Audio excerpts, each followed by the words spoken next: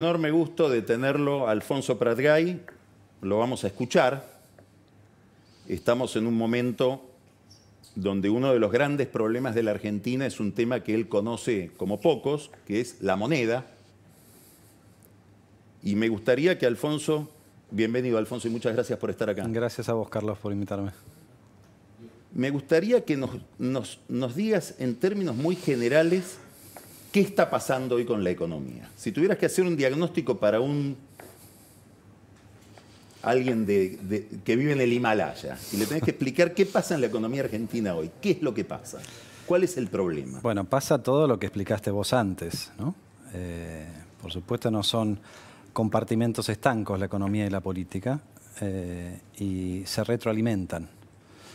En estos momentos la mala política en términos de los ataques institucionales a instituciones tan sagradas como la independencia del Poder Judicial y como el propio federalismo, al que vos hacías referencia, evidentemente lesionan aún más la economía, porque la economía funciona con una serie de reglas en torno de las cuales los distintos jugadores de la economía montan sus expectativas.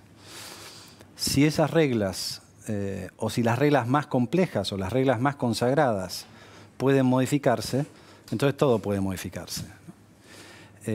Y eso es lo que estamos viendo en este minuto, en esta semana, con la reacción de los mercados a lo que el ministro Guzmán esperaba que fuera la paz cambiaria, ¿no? Y después lo podemos explicar eso. Pero quiero hacer otra reflexión de cómo se retroalimentan, porque yo creo que buena parte de lo que está pasando en la política, buena parte de los embates de Cristina Fernández de Kirchner a las instituciones, tienen que ver con el momento económico. Vos pensás, Carlos, que Cristina fue presidente 2 veces. La segunda vez tuvo el 54% de los votos. No había prácticamente oposición, porque lo que había enfrente estaba totalmente diezmado, ¿no? Y sin embargo, con todo ese poder que tenía en ese momento, no lanzó los mandobles que está lanzando ahora a través de interpósitas personas o a través de Alberto Fernández o a través de ella misma, ¿no? Y yo creo que hay que detenerse un poco sobre ese punto. ¿Por qué la premura de Cristina?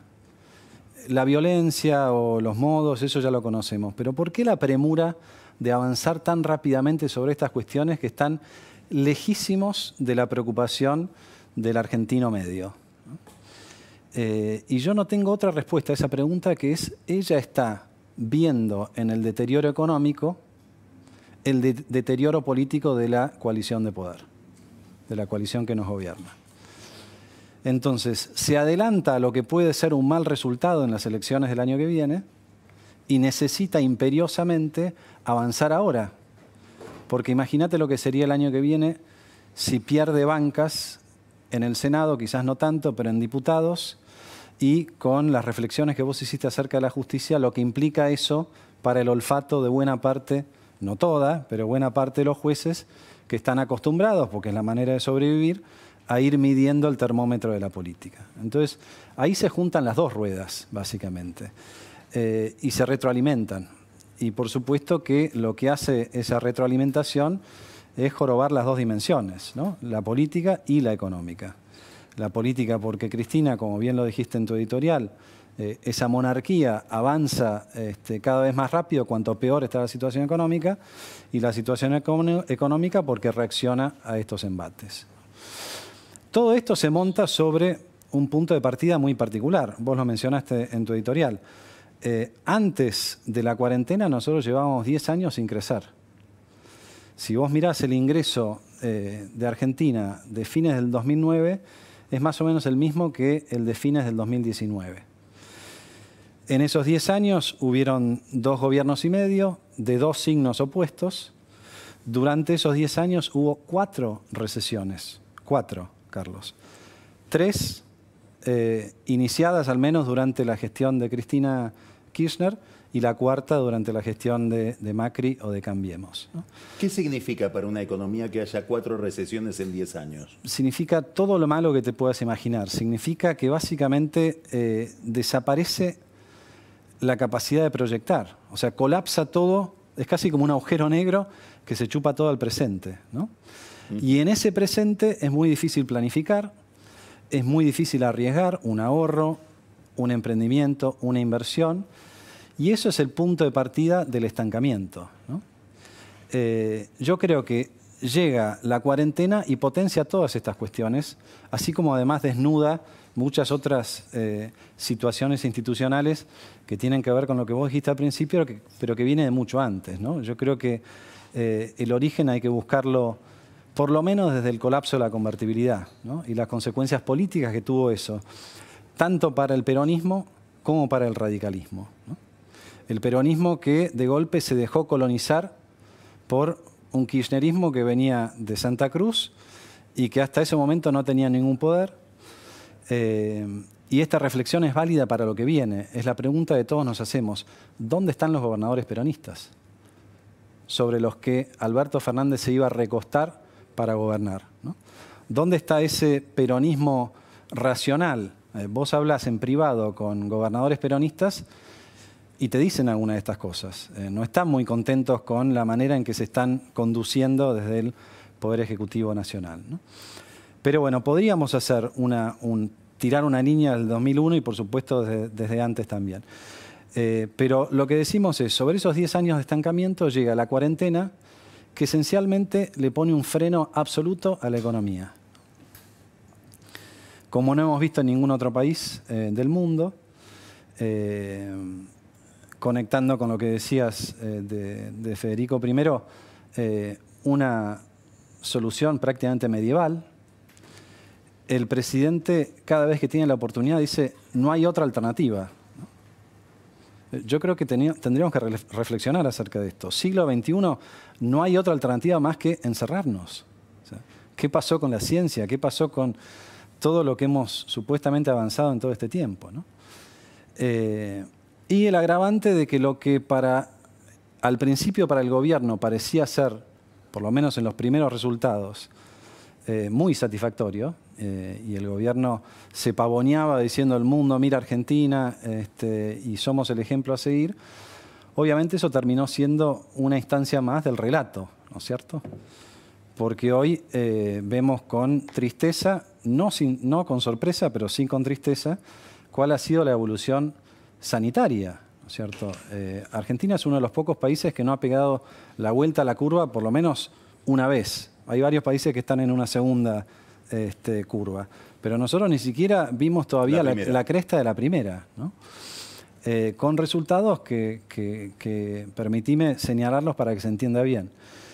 En el mundo, de cada 1000 habitantes, 6 son argentinos. Si miramos los infectados, de cada 1000 infectados, 20 son argentinos. Vale decir, la cuarentena no sirvió para frenar la velocidad de circulación, por lo menos no más que en el promedio mundial, ¿no? Y con los números de hoy, de cada 1000 muertos de COVID en el mundo, 13, casi 14 son argentinos. Vale decir, estamos duplicando o triplicando nuestra proporción a la demografía mundial en términos sanitarios. Es obvio que no fue buena la respuesta, ¿no? Ahora, ¿cuál fue además de la mala respuesta sanitaria el costo económico?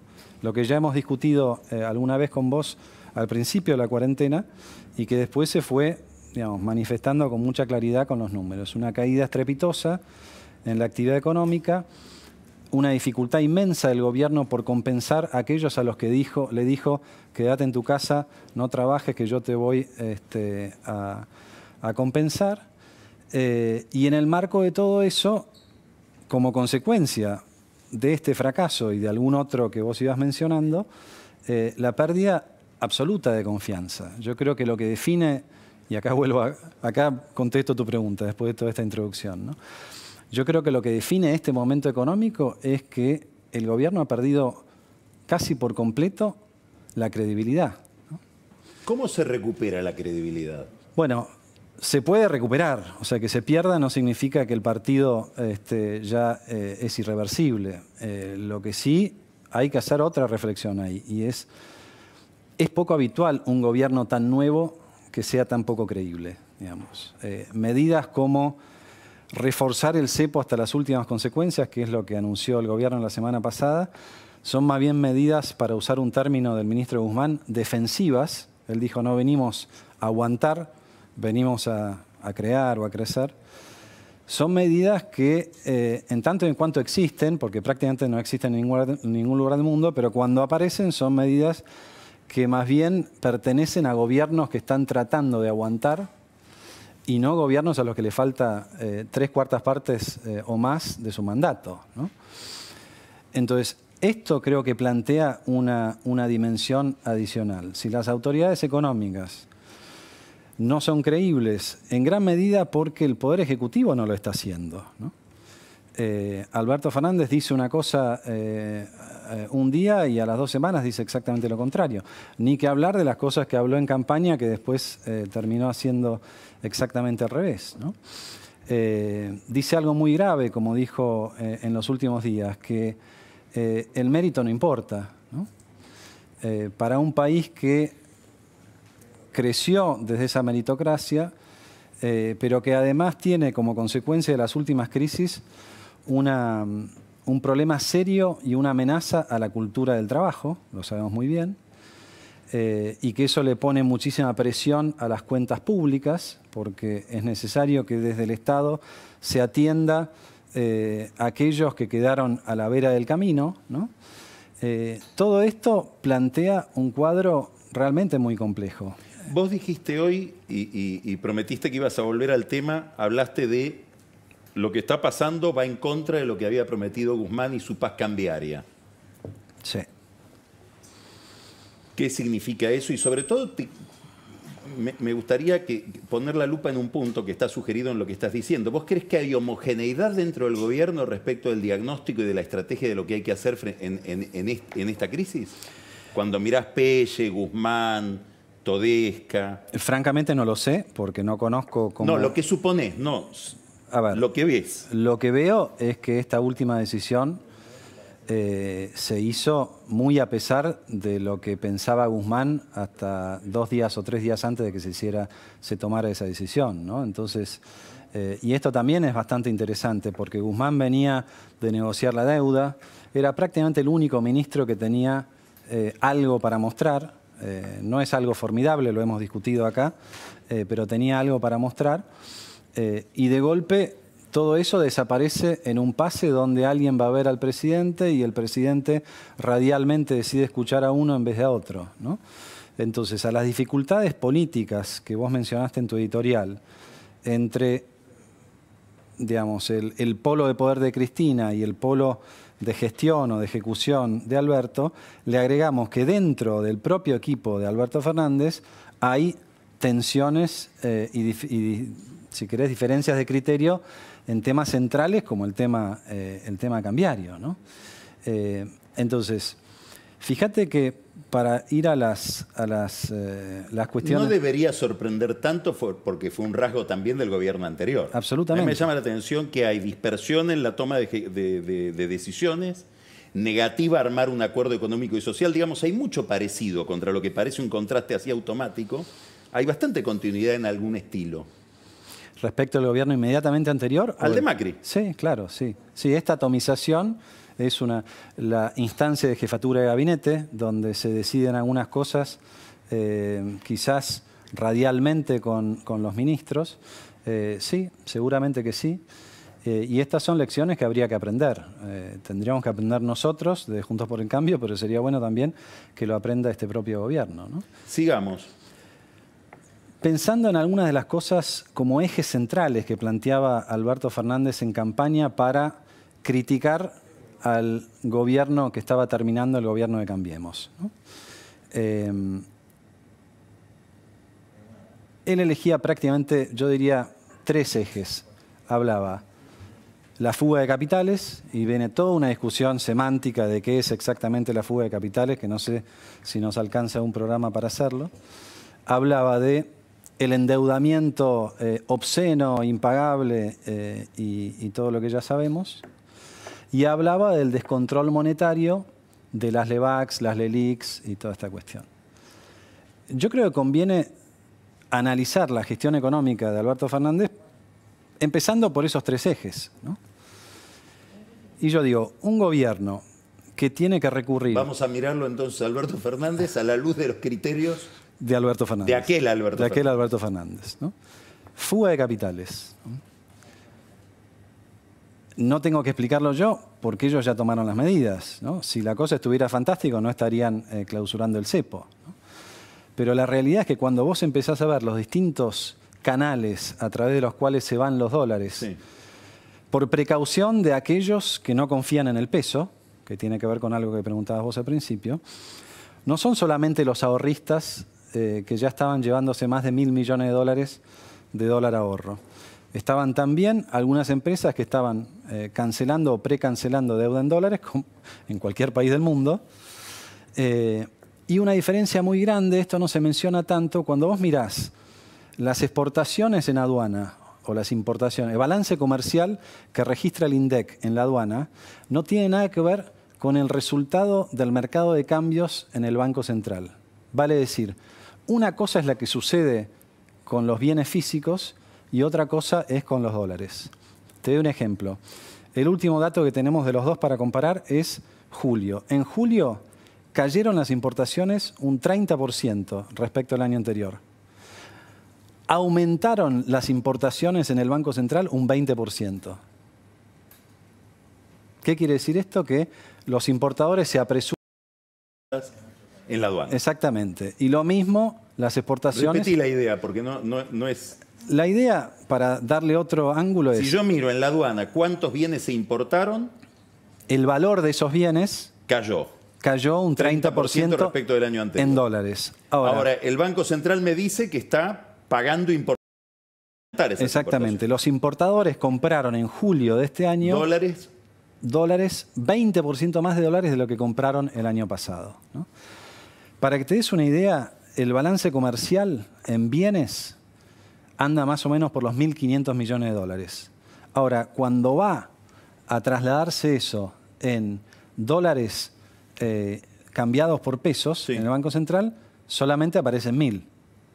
Hay 500 que se pierden por estos comportamientos, que los hemos visto toda la vida en Argentina y que son más ágiles y más intensos y más audaces y más veloces cuanto mayor es la brecha cambiaria, obviamente, porque la diferencia entre adelantarse y no adelantarse, bueno, el incentivo es mucho mayor cuando lo que está en juego son 70 pesos por dólar que cuando lo que está en juego son 5, ¿no?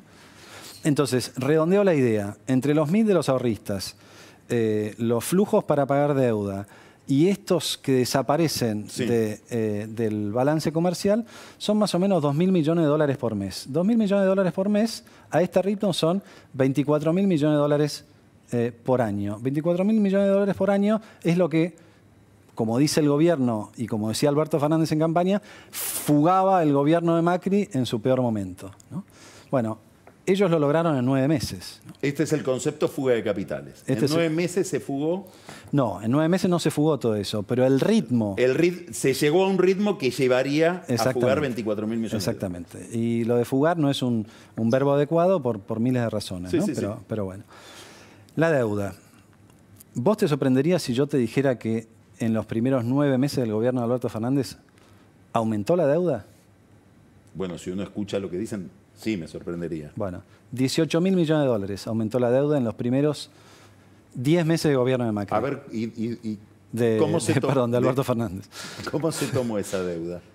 Esa deuda se fue tomando, a ver, de varias maneras, ¿no? Hay una deuda con el Banco Central, que no es toda, es más o menos la mitad de eso, y hay otra deuda que es consecuencia de las renovaciones que incluyen vencimientos de intereses que se van refinanciando y se suman al capital.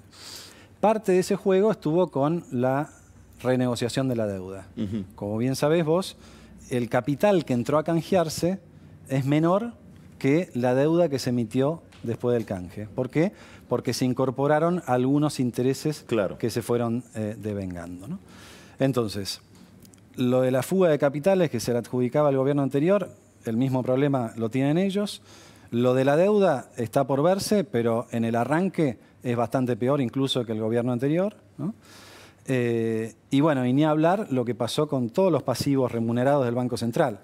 Que si vos te acordás, Alberto Fernández nos decía, vengo a cortar la timba de las LELIQs para pagarle a los jubilados. Bueno, las jubilaciones caen en términos reales y las LELIQs y otros pasivos del Banco Central aumentaron un 130% desde que asumió el gobierno de Alberto Fernández. Entonces, esto quizás es un poco complejo y muy técnico para los que nos están viendo, pero es una cosa muy palpable para el que está mirando a fondo el funcionamiento de la economía. Y la pregunta que se hace es, ¿cómo puede ser que en los ejes marcados de lo van al revés de lo que prometían? Exactamente. Ahora te hago una pregunta para este panorama que estás pintando. Dos preguntas. Uno tiene que ver con lo que acabas de decir de las LELIQs, etcétera, que es ¿cómo haces con la enorme cantidad de pesos que estás condenado a tener? Y la segunda pregunta, te las hago juntas porque probablemente tiene que ver una con la otra, es ¿hasta dónde una economía puede funcionar con controles, restricciones, más cepo, más restricción, más cepo? ¿Hasta dónde esa estrategia de apretar tornillos en vez de liberar mercados funciona, es sostenible? Bueno, inclusive políticamente. Volvemos a la pregunta anterior, la confianza o más bien falta de desconfianza. En general, estos controles, parches, alambres que vas atando, ¿viste? Frazada que tirás de un lado y queda despegada del otro, son intentos de, si querés, tapar el sol con las manos. No ves muchas economías del mundo en donde veamos tantas cosas alambicadas como en el caso de Argentina, ¿no? Entonces, estas medidas tienen el doble efecto. Tienen el intento, si querés, el efecto de quizás por un tiempo tapan la pinchadura del caño. Y empeoran las expectativas. Exactamente. O sea, porque el tapar la pinchadura del caño nos hace a todos ver que hay una mano tapando el caño que no va a estar para siempre esa mano, porque esa mano después tiene que tomar precauciones para cuando el problema sea mayor. Exactamente. Entonces la pregunta de cuánto dura es la misma pregunta de cómo se recupera o cuándo se recupera la confianza. Y esa pregunta, a mi juicio, está atravesada por las cosas que Alberto Fernández hizo exactamente al revés de lo que había prometido y la temprana edad del gobierno en donde aparecen estos problemas, teniendo en cuenta todo lo que hay por delante, ¿no? En ese marco, los conflictos que vos mencionabas al principio no hacen más que potenciar todo esto, ¿no? Inclusive el conflicto de la coparticipación con la ciudad, ¿no? No solo por lo que significaba... ¿Qué ves vos ahí? Yo veo de todo ahí, menos la voluntad de Alberto Fernández. Yo creo que acá hay una instrucción del kirchnerismo y de Cristina en particular por sacarle los fondos al que tiene mejores chances de representar una candidatura para la oposición y para Juntos por el Cambio, ¿no?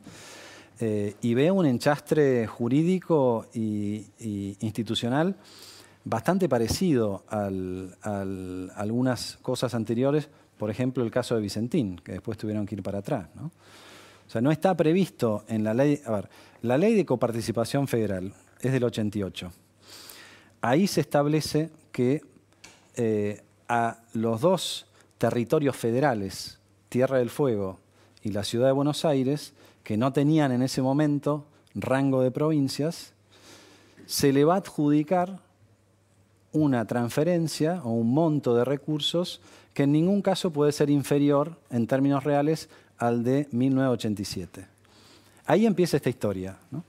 Después viene la Constitución del 94, que al otorgarle autonomía a la Ciudad de Buenos Aires, establece, muy bien, con esta autonomía vendrán más funciones, vendrán más capacidades, vendrán más responsabilidades y es la propia Constitución la que dice usted no le puede transferir, la nación no le puede transferir a la ciudad esas capacidades sin sus recursos correspondientes. Te interrumpo un segundo. Sí. Hay una declaración de Alberto Fernández, Eduardo Valdés y Julio Vitovelo, año creo que 2001, legisladores de la ciudad diciendo no queremos recibir la policía si no viene con los recursos. Seguro. Es decir, abrazándose a este principio. ¿Sí? Exactamente. Bueno, y ahí viene todo el recorrido de cómo se fue haciendo esta cuestión. En ese mismo artículo de la Constitución se establece que la compensación de recursos va a ser presentada ante la Comisión Federal de Impuestos, que opera como un árbitro frente a esta tendría que haber ido ahora. Fueron durante los 4 años, desde que el gobierno de Cambiemos le incrementó la coparticipación a la Ciudad de Buenos Aires. Presentó la Ciudad de Buenos Aires todos los años, 2016, 2017, 2018, 2019, presentó el cálculo de cuánto recibimos de más y cuánto utilizamos para seguridad interior, es el factor. ¿Vos escuchaste que en algún momento alguien en la Comisión Federal de Impuestos se quejara por esta cuestión? No. En la Comisión Federal de Impuestos están representados... Todas las jurisdicciones. Todas las jurisdicciones. Durante 4 años ninguna dijo absolutamente nada. Ni siquiera el ministro de Economía de Alicia Kirchner, de Santa Cruz. Y ahora de golpe resulta que estaba mal hecho el cálculo, ¿no? Hay que preguntarse eso. O sea, tu idea es que en el centro de esto está terminar con un candidato o digamos, entorpecer la carrera de un candidato competitivo. Sí, y si hay que romper todo, incluido el federalismo, porque hay algo que seguro no puede hacer, por esos sistemas de controles y balances que vos mencionabas, no puede hacer el Estado Nacional sacarle a uno para darle a otro. Claro. Lo que estaba previsto en la ley de coparticipación, que después un decreto de Duhalde terminó cumpliéndolo en el 2003, instituyendo que esa transferencia era automática y tenía un 1,4% para la ciudad. Sí. Eso se hizo por decreto simple, pero se le adjudicó un porcentaje de la coparticipación. Vale decir, 1,4% para la Ciudad de Buenos Aires y todos los otros porcentajes para las provincias. Lo que hizo el gobierno acá fue, le sacó a la Ciudad de Buenos Aires, se lo guardó él, porque esas transferencias van directo al gobierno nacional, y después decide crear un fondo de estabilidad de la provincia de Buenos Aires y lo deposita ahí.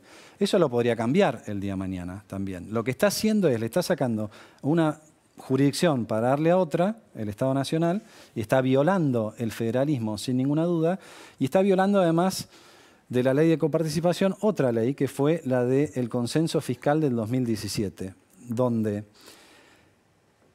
tal como la ley de coparticipación es una ley convenio significa que para que tenga validez, cada jurisdicción la tiene que aprobar, o sea, su legislatura. Es una ley por 25, porque es ley nacional más 24 leyes provinciales. Exactamente. Ahora, eso es lo que modificó Alberto Fernández por decreto, y esta es la única corrección que te hago, Carlos. Decreto simple, ni siquiera fue... no DNU. Sí, decreto simple.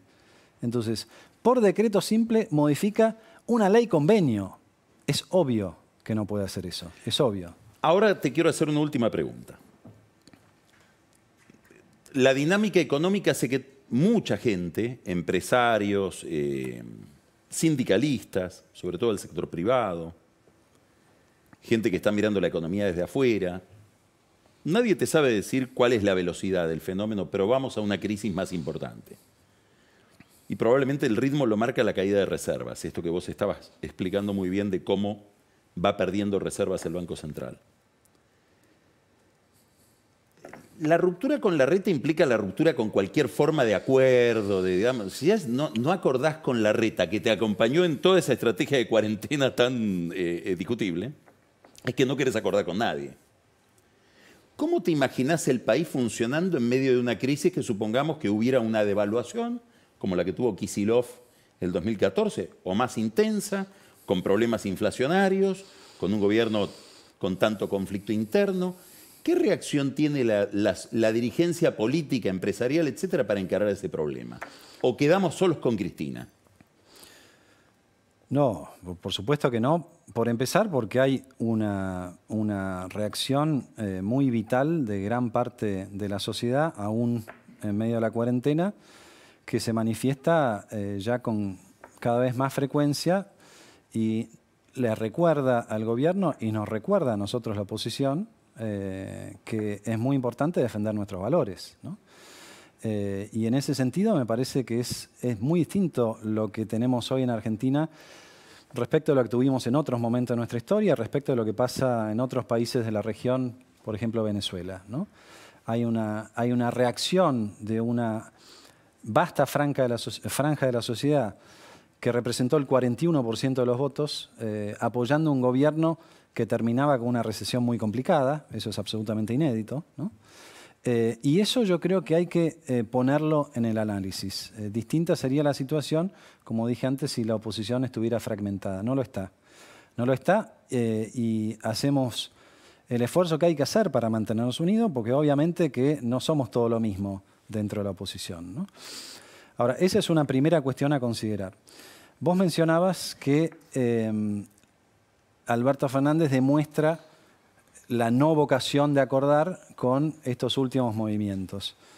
Es cierto eso, pero le agrego una dimensión adicional. Si Alberto Fernández en algún momento mostrara la vocación contraria, digamos, la de acordar, bueno, habría que preguntarse cuál es el valor de la palabra, ¿no? De un presidente o de un actor que venía diciendo muchas cosas y después hizo exactamente lo contrario, ¿no? Es muy difícil acordar con él a esta altura, vos decís. Quiero decir exactamente eso, que el margen, el marco de cuestiones en las que se puede llegar a un acuerdo creíble se achicó como consecuencia del sometimiento de Alberto Fernández a Cristina Fernández de Kirchner. Y esto, por supuesto, que complica las cosas y volvemos a lo que vos preguntabas. ¿Qué pasó? Que renegociaron la deuda, iba a ser el principio de la reversión de este proceso de desconfianza y hoy la deuda de Argentina rinde más que la deuda de Angola, por ejemplo, o más que la deuda del Congo. O sea, los inversores ven más riesgosa a la Argentina que al Congo o Angola. Exactamente, que no son solamente inversores externos, sino que son también inversores internos, locales, ¿no? Si a eso le agregás la dimensión de que quizás el único elemento positivo inmediato que buscaba el gobierno con esta negociación era acelerar o refrescar el acceso del sector privado al crédito, todo eso se dinamitó con la última decisión del Banco Central de obligar a las empresas a refinanciar su deuda, en algunos casos hasta casi obligarlas a no pagar, ¿no? Entonces, estamos en una espiral de desconfianza, esa es la realidad. Y me parece que en esa espiral, por supuesto que se puede revertir y por supuesto que la oposición, nosotros tenemos un rol importante para crear las condiciones para esa reversión, pero las fichas las tiene el presidente, ¿no? Si el presidente no hace la primera movida y no demuestra esa vocación, es muy difícil acordar con alguien que no quiere acordar, ¿no? Alfonso, muchísimas gracias. Gracias a vos, Carlos. Muchas gracias. Vamos a un corte y ahora vamos a recibir a Pancho Olivera y Marcos Buscaglia. Vamos a hablar de energía y economía, qué significa hoy el problema energético para la economía argentina, y también vamos a hablar de algo que mencionó Alfonso durante el diálogo que tuvimos, el tema de la pandemia, cómo sigue. Después el whisky, un libro que no se puede perder porque tiene todo que ver con esta crisis de la que estamos hablando, y el conflicto sindical, municipal, que estalló misteriosamente, o no tan misteriosamente, en La Matanza. Ya volvemos.